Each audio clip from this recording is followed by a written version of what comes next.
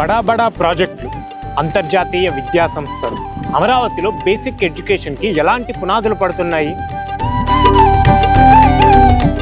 ఇప్పటికే పేరు ప్రఖ్యాతగాంచిన విద్యా సంస్థలు ఏపీ రాష్ట్ర ప్రభుత్వంతో ఒప్పందాలు కుదుర్చుకున్నాయి.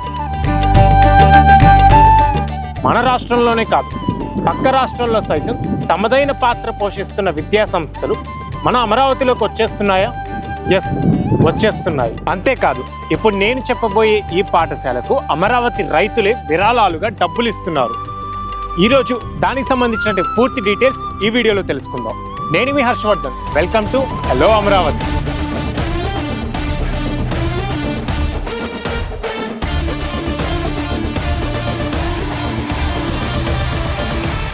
ప్రతి తల్లిదండ్రులు తమ పిల్లలకు నాణ్యమైన విద్యతో పాటు విదేశీ ప్రమాణాలకు ఏమాత్రం తీసుకొని విద్యను అందించాలనుకుంటారు. అలాంటి విద్యను అందించడానికే ఇప్పుడు అంతర్జాతీయ యూనివర్సిటీలు, అంతర్జాతీయ విద్యా సంస్థలు మన అమరావతిలోకి వచ్చేస్తున్నాయా? ప్రాథమిక విద్యకు వేసే పునాదులు బలంగా ఉండాలంటే అత్యాధునిక ప్రమాణాలు తప్పనిసరిగా భావిస్తారు. అంతేకాదు, ఇతర రాష్ట్రాల నుంచి వచ్చే విద్యార్థులు తమ ఎడ్యుకేషన్ చేంజ్ అవ్వకూడదంటే అక్కడున్న విద్యా సంస్థలే ఇక్కడ కూడా ఉండాలని కోరుకుంటారు. అలాంటి వాళ్ళ కోసమే ఎన్నో విద్యా సంస్థలు అమరావతిలోకి వచ్చేస్తున్నాయి. వాటిలో ఒకటి DAV, అంటే దయానంద్ ఆంగ్లో వేదిక. అమరావతిలో ఇప్పటికే ఎన్నో యూనివర్సిటీల నిర్మాణాలు మొదలయ్యాయి. వాటితో సమంగా స్కూళ్ల నిర్మాణాలు సైతం వేగంగా పరుగులు పెడుతున్నాయి. ఈ నేపథ్యంలోనే అమరావతి ప్రాంతంలోని విద్యార్థులకు నాణ్యమైన విద్యను అందించేందుకు Amaravati educational and cultural academy AECA ఆధ్వర్యంలో నూతన పాఠశాల నిర్మాణం కానుంది. దీనికోసం APCRDA 3 ఎకరాల భూమిని కేటాయించింది. దీనికి సంబంధించిన ఒప్పందం సైతం ఎప్పుడో పూర్తయిపోయింది. అగ్రిమెంట్ పూర్తయిన వెంటనే రాజధాని ప్రాంతమైన అబ్బరాజుపాలెంలో ఈ నిర్మాణ పనులు మొదలయ్యాయి. ఈ విద్యా సంస్థను DAV, అంటే దయానంద్ ఆంగ్లో వేదిక్ యాజమాన్యం నిర్వహిస్తోంది. అమరావతి ప్రాంతంలోని పిల్లలకు నాణ్యమైన విద్యను అందించడమే లక్ష్యంగా ఈ ప్రాజెక్టు రూపుదిద్దుకోనుంది. సుమారు 25 కోట్ల రూపాయల వ్యయంతో ఈ పాఠశాలను నిర్మించనున్నారు.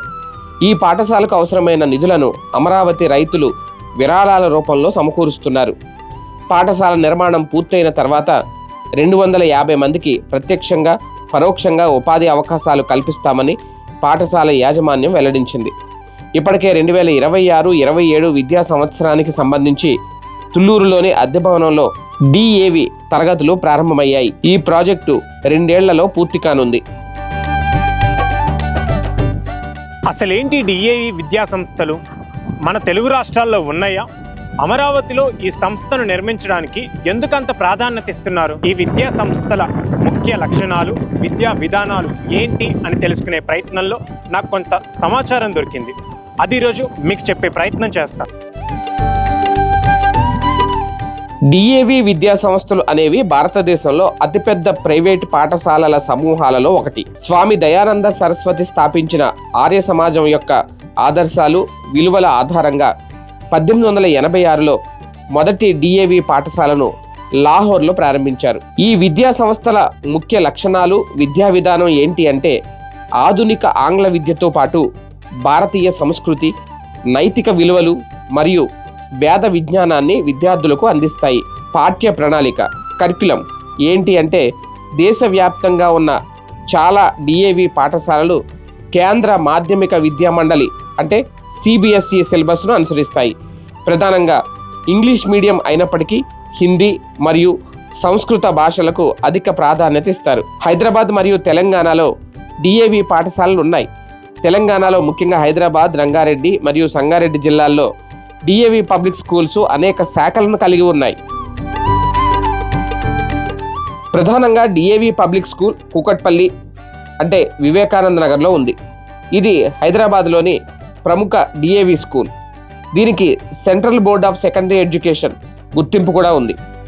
మియాపూర్లో మాతృశ్రీ DAV పబ్లిక్ స్కూల్ పేరుతో ఉంది. మియాపూర్ నాణ్యమైన విద్యను సరసమైన ఫీజులతో అందించడంలో ఇది మంచి పేరు సంపాదించుకుంది. DAV public school Safilguda, RK Puram పరిసర ప్రాంతాల్లో ఉన్నత ప్రమాణాలతో కూడిన ప్రాథమిక, మాధ్యమిక విద్యను అందిస్తోంది. DAV school IIT Hyderabad campus కంది పరిసర ప్రాంతాల్లో ఐఐటి సిబ్బంది పిల్లలకు మరియు స్థానికులకు విద్యను అందించడానికి ఏర్పాటు చేశారు. DAV public school Banjara hills, Hyderabad నడిబొడ్డున ఉన్న మరొక ప్రముఖ బ్రాంచ్. అయితే ఈ స్కూల్ ఫీజులు, అడ్మిషన్ల వివరాలు కూడా చెప్పే ప్రయత్నం చేస్తాను. నర్సరీ లేదా ఎల్కేజీలో చేరడానికి మార్చి 31 నాటికి పిల్లలకు కనీసం 3 నుండి 4 ఏళ్ల వయసు నిండి ఉండాలి. డిఏవి విద్యా సంస్థల్లో ప్రవేశాలకు అధికారిక వెబ్సైట్ ద్వారా ఆన్లైన్లో దరఖాస్తు చేసుకోవచ్చు. తరగతిని బట్టి రాత పరీక్ష లేదా ఇంటర్వ్యూ ఉంటుంది. ట్యూషన్ ఫీజులు మరియు ఇతర ఛార్జీలు స్కూల్ని బట్టి మారుతూ ఉంటాయి. డిఏవి, మియాపూర్ లాంటి సంస్థల్లో ఫీజులు సంవత్సరానికి దాదాపుగా 55,000 వరకు ఉన్నాయి. కొన్ని స్కూల్స్లో కాస్త అటు ఇటుగా ఉంటాయి. మాకు తెలిసిన సమాచారం మేరకు ఈ వీడియో మీకు అందిస్తున్నాము. ఇలాంటి విద్యా సంస్థల రాకతో ఆంధ్రప్రదేశ్ ప్రభుత్వం విద్యకు ఎలాంటి పునాదులు వేస్తుందనేది మనకు అర్థమవుతుంది. ఇది ఇవాల్టి అమరావతి డెవలప్మెంట్ వీడియో. మరో వీడియోతో మళ్ళీ కలుసుకుందాం. నేను మీ Harshavardhan, signing off. Thank you for watching.